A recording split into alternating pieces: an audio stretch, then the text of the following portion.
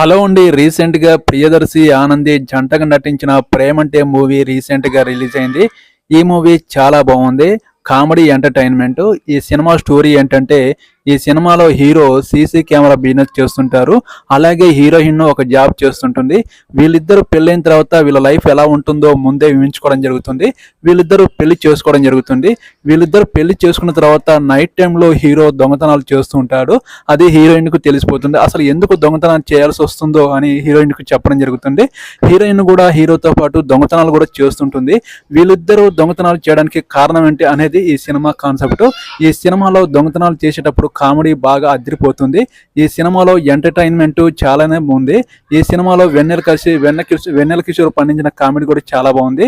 అలాగే పోలీస్ క్యారెక్టర్లో సుమా కనకాల కూడా క్యారెక్టర్ అదిరిపోతుంది.